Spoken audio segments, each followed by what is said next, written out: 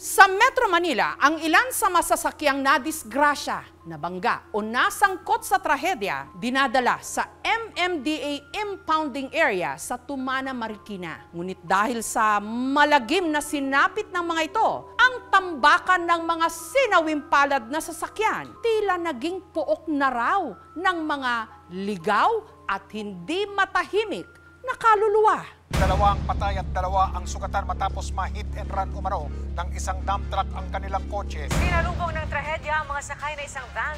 Nandito ho tayo ngayon sa Tumana Impounding Center sa Marikina, kung saan sinasabi nila meron daw maraming nagpaparamdam dahil yung mga ibang sasakyan na naaksidente sa Metro Manila dito dinadala. Kinukunan ko yung van, lumapit ako, kinunan ko yung loob. Buksan ang mga mata. And then, yun yung may something ka lang na maramdaman na hindi maganda. Talasan ng pandinig. Sa lahat ng stations na pinuntahan natin, auction area yung pinaka may vibe na hindi ako natutuwa.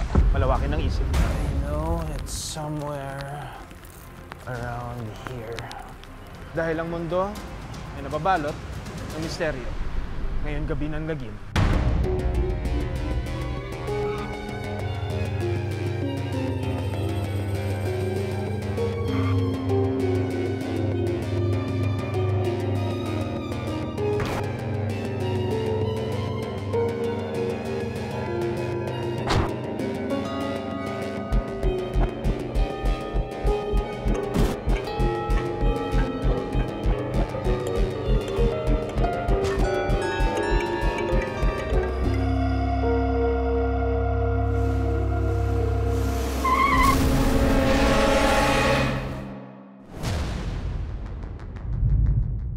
Ito ang impounding area ng MMDA dito sa Tumana sa Marikina. Dito dinadala ang mga sasakyang nasangkot sa aksidente, pati na ang ilang mga nauwi sa trahedya. Taong 2014, nagsimulang maging operational ang Tumana Impounding Area. Sa tagal nang nakaimbak ng mga libo-libo ritong abandonadong sasakyan, ang lugar para ng ghost town.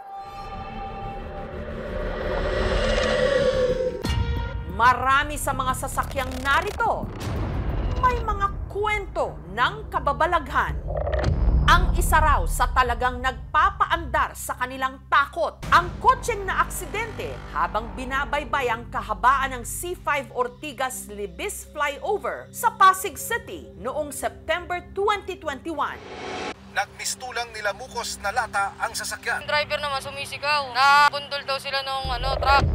Ang kotse, mukha ng pinitpit na lata. Pinagpapatungan na rin ito ng mga sirang tricycle. Resulta ng pagkamatay ng 3 biktima at pinsala sa mga sasakyan na na-involve. Ayon sa mga security guards, sa kanilang pakiwari, ang nasawing babaeng pasahero nito, gabi-gabing nagpaparamdam.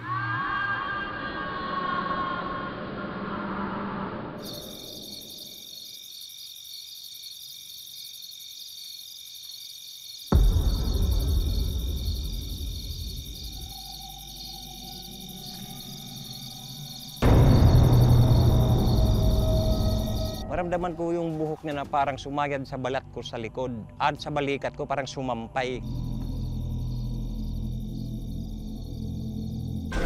Tulong!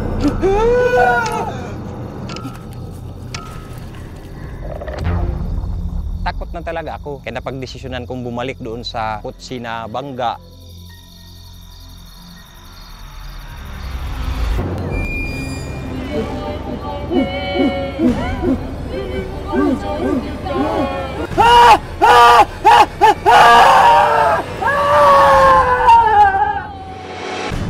Ang nagmumulto sa napitpit na kotse, nagpapakita rin daw sa kasamahan niyang sikyo na si Manuelito. Sa tower na yan, kasi dyan ako pumipisto sa gabi. Makikita ko talaga na mayroong nakapusya dyan, kung nakaputi lang.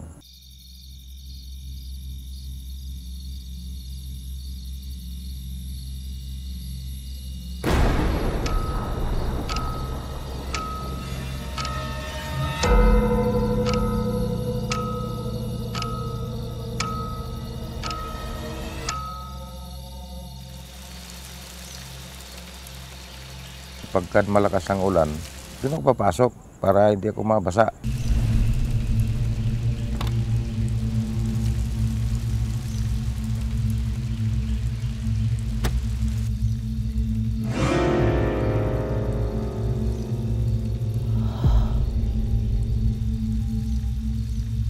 Habang nakaupo ko doon sa loob, parang may dumadaan sa salamin. May pagbukas ko, wala naman akong nakita. Lilingong ka ngayon sa baba.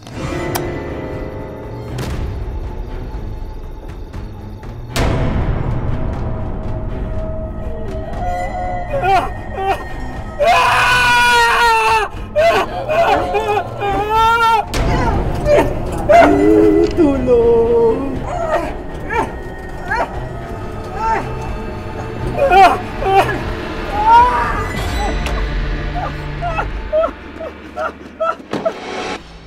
Kung maaari nga lang daw, gusto nang iwasan ng mga bantay ang dulong bahagi ng impounding area o yung auction area kung saan naroon ang mga naaksidenteng sasakyan. Minsan marinig ko yung van na may parang humihingi ng tulong. Yung tenga ko parang lalaki tapos lalamig yung buong katawan ko. Ang report, patay yung driver nito. Hindi talaga nakaligtas yung driver nito.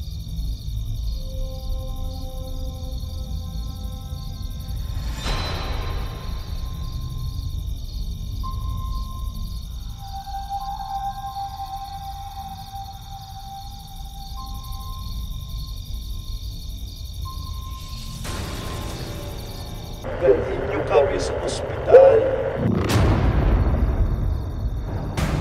Dalhin niyo kami na ospital.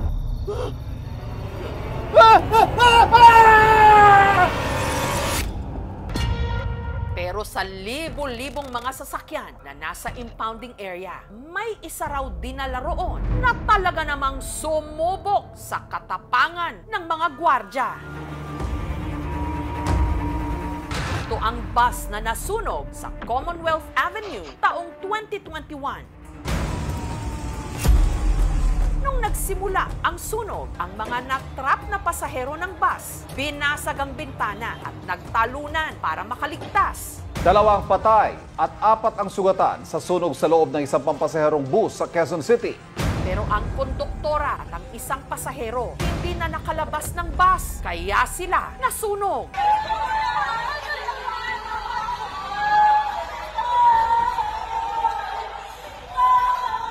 Upo kayo dyan! Upo!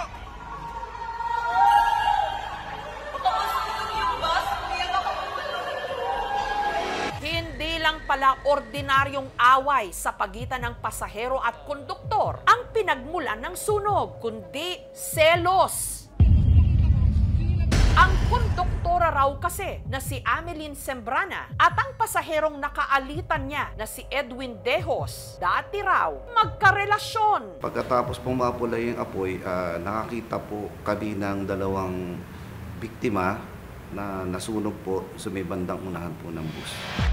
January 2021, nung dinala ang nasunog na bus sa impounding area at simula raw noon, panay na ritong may nagmumulto. Yung sa bus ho, sinong may karanasan dun sa bus? Ang naramdaman ko noon, malabog dun sa loob ng bus.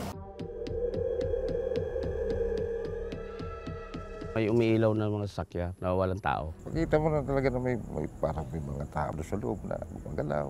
Kasi may mga rinig kang sumisigaw.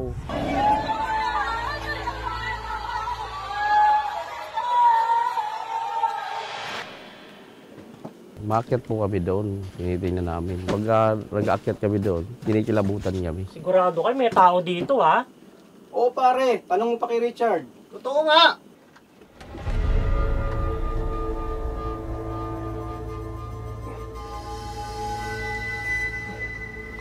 Parang may nararamdaman kami bang parang nagmamakaawa. Sabi ba sila?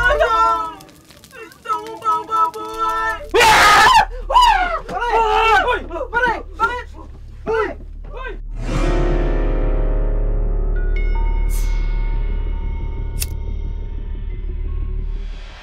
Pati nga raw ang pahinante ng towing truck, hindi pinalagpas ng pagpaparamdam.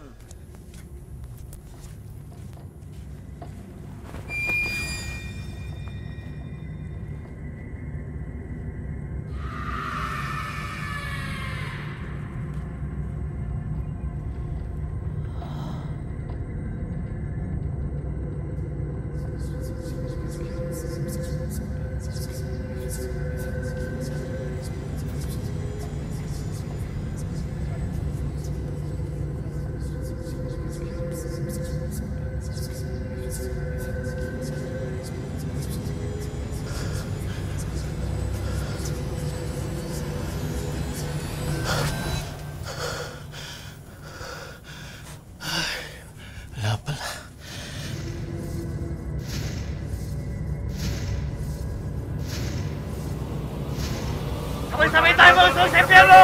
Tak! Tak! Tak! Tak! Tak! Sabay tayo magsunod sa impyerno!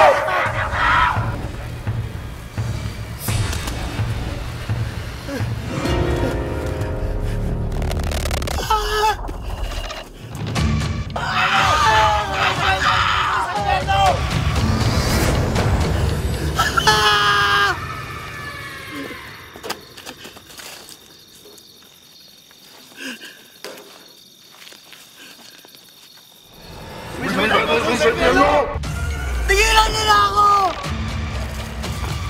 Bakit ako sinanap? Gusto ko pang mabuhay! Tama na! Yung isang pahinanti ng towing truck, gabi, naghahumahangos na tumatakbo. Sir! Nangyari? Sir! Nangyari? May nakita ako doon, sir! May napansin ako sa guard doon sa may gilid na may nakaputi. Sabi ko, wala naman nakaputi dyan. Ang guard dyan, nandun sa may tower. Sabi niya, tingnan natin kaya natin. Sabi niya, hindi na, ayaw ko na. Sabi niya. Di ako ngayon, pag alis nila, sinundan ko, pinuntan ko dito.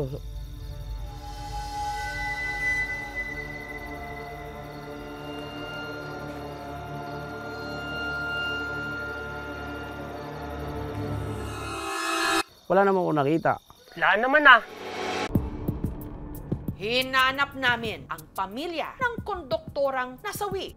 At dito sa Caloocan City namin sila natagpuan. Ito naman yung si Ami, puros trabaho ng trabaho. Tapos, siyempre nahihirapan na siyam, nag-aaway na sila. Mabait naman si Edwin, kaya lang, siyempre, silos-silos yan. January 3, 2021, nung araw na pumasada ng bus si Amelin, bigla na lang daw nakatanggap ng tawag si Nanay Flor. O si Ate Ami, nasunog sa bus, may nagsunog. Parang hindi ako makapagsalita.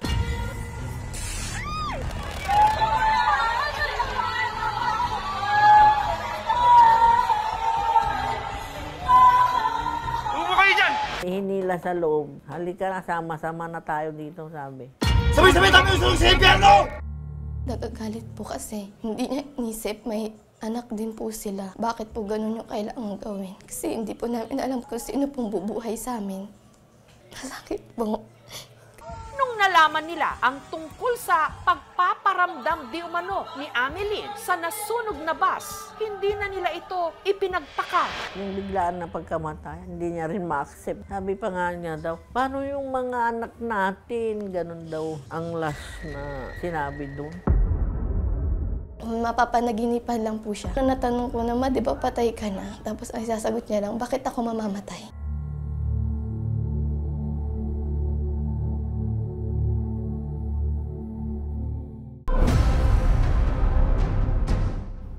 Buong tapang na harapin ang mga ligaw na kaluluwa sa impounding area, inimbitahan namin ang paranormal investigator na si Mary Cuevas.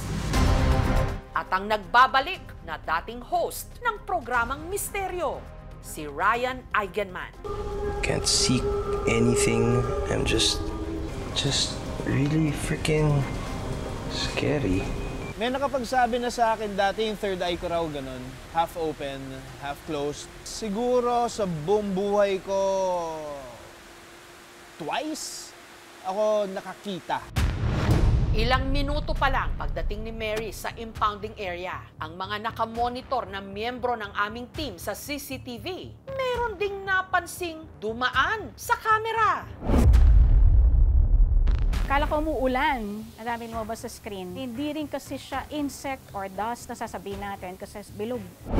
Saka meron siya specific direction na pinupuntahan, yung iba lumiliko rin naman sa ibang direction. Naging active yung mga entities or spirits na nandito sa place na to. Si Ryan, unang pinuntahan ang dating pinaglagyan ng nasunog na bus. Maliwanag pa dito sa area na to, so hindi ako medyo optimistic na makakaramdam tayo sa area na to. Si Mary naman, kasama ang mga roving guard sa kanilang paglalakad. Ang gwardyang si Marlon, biglang nag-iba ang pakiramdam. Parang umalaw yung bata. Nalalaki parang niyo? gumalaw yung anak. Stop tayo. Right wrist. Bakit po? Ano po nararamdaman niyo, sir? Pinipigilan. Wala lang, yung parang ano lang, gumalaw yung anit. Tinano ka sa katawan. Sakay. Lakas.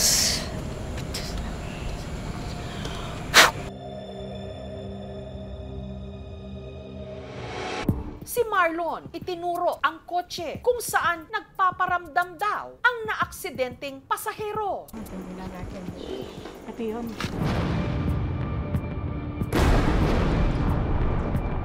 Yan ang parang uno na naman yung bumigat na naman. Pwedeng nag-channel kasi sa'yo.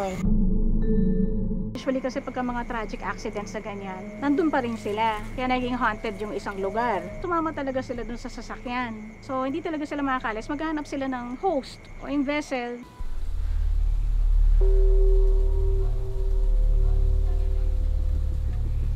Si Ryan, sunod na pinuntahan ang kotseng nayupi sa aksidente sa C5. And then sinasabi nila na mga bantay dito, pagka nagpapatrol daw sila sa area na to, meron daw silang nararamdaman babae na pumapasan sa balikat.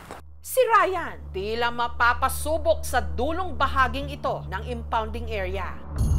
Ang pinakakinatatakutan ditong pwesto kung saan ang ilan sa mga sasakyang nakaparada na aksidente. I know it's somewhere around here. Ang itim na van na to, kung saan na rin daw ito nilipat dito sa impounding area. Lagi raw din may nagpaparamdam, feeling nila baka yung driver daw.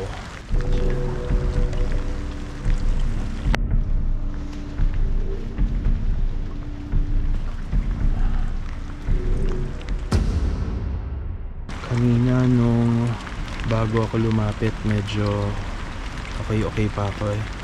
Pero ngayon na lumapit ako dito sa van, parang medyo wild na yung pakiramdam. May vibe na hindi nakakatuwa. Sa lahat ng stations na pinuntahan natin, itong auction area yung pinaka may vibe na hindi ako natutuwa. Nung pumunta ako dun sa van, sa auction area, dun ako medyo naka-feeling of uneasiness lang. Mostly dun kasi sa mga lugar na yon, imprints na lang. So yung mga presence kasi ng mga ghosts na sinasabi, ilan na lang yun nandito eh. Gaya nga ng sinabi niyo, could be remnants, could be whatever. Pero out of all the stations, itong pangatlo ko yun yung pinaka hindi ko nagustuhan. Sa pag-asang matahimik ang mga di umano'y paggalagalang kaluluwa sa impounding area. Si Mary at ang mga security guard nagsagawa ng cleansing. Ang ginawa po natin ngayon ay nagpatawid po tayo ng mga kaluluwa, yung mga nais pong tumawid. So yung mga gusto naman din po magpaiwan, maiiwan po talaga yan kung ayaw po nilang tumawid. Yung mga ganyang cases ng mga orb, normal naman siya na nangyayari, lalo sa iba't ibang klase ng camera. May ilaw sa lugar, nag-create siya ng heat. Yung heat na generate nila, nag-create ng air current na nakakapag-attract din ang alikabok. Pag madilim, doon lumalabas yung mga kaluluwa, mga espiritu, and doon rin lumalabas yung mga takot natin. Siguradong maapektuhan yung mga gwardiya dahil aandar yung fight or flight response nila eh. Sa mga pumupunta po ng impounding natin, wala ho sana ho silang dapat katakutan. Sabi nga sa linya, mas matakot ka sa buhay kaysa sa patay. Natututo ako about the place, mga kwento nila sa lugar. I would say na aside from the paranormal experiences na may experience mo when you go to places like this, a big part of it rin is learning about the history. Ang malalagim na alaala, sana dito na lang sa lupa maiwan para ang paglalakbay ng mga nasawi at ang kanilang mga kaluluwa matiwasay.